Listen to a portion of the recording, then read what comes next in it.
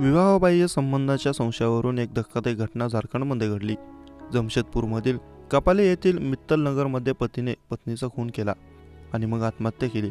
मृत पतीचे नाव मोहम्मद हुसेन मोमीन आहे, तर पत्नीचे नाव दिलकश नगमा होतं।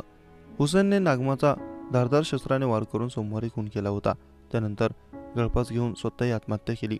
घटनेची माहिती मिळताच पोलीस पोहोचले आणि दोन्ही मृतदेह ताब्यात घेतले। पोलीस तपासात व कुटुंबियांच्या चौकशीत विवाहबाह्य संबंध हे खुनाचे कारण असल्याची माहिती समोर आली आहे। पोलिसांनी खून आणि युडी अंतर्गत गुन्हा दाखल करून दोघांचे मृतदेह कुटुंबियांच्या ताब्यात दिले। स्थानिक लोकांनी पोलिसांना दिलेल्या माहितीनुसार मोहम्मद 23 वर्ष व त्याची पत्नी 19 वर्षीय नगमा यांच्यात विवाहबाह्य संबंधावरून अनेकदा वाद होत होते। तो या संशयातून कुब्दा पत्नीला मारहाण करायचा, यामुळे नगमा वडिलांच्या घरी निघून गेली होती। नगमाचे वडील रहमत अली आणि आई नीलू यांनी पोलिसांना दिलेल्या माहितीनुसार दोघांचे या वर्षी फेब्रुवारी महिन्यात लग्न झाले होते। मोहम्मद बायकोला खूपदा मारहाण करायचा, यामुळे नगमा 2 महिन्यापासून माहेरी राहत होती। भविष्यात तिला मारहाण करणार नाही असे आश्वासन देऊन सासरच्या इतर सदस्यांनी गरोदर मुलीला सासरी नेलं, पण तिथे तिचा खून करण्यात आला।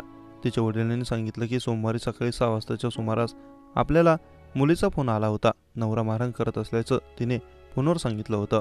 आरोपीचे प्रभारी सोनू कुमार यांनी दिलेल्या माहितीनुसार धारदार शस्त्राने मारल्यामुळे नगमाच्या डोक्यावर आणि चेहऱ्यावर 3 जखमा आहेत। पोस्टमॉर्टम रिपोर्टमधून ती गरोदर आहे की नाही याची पुष्टी होईल।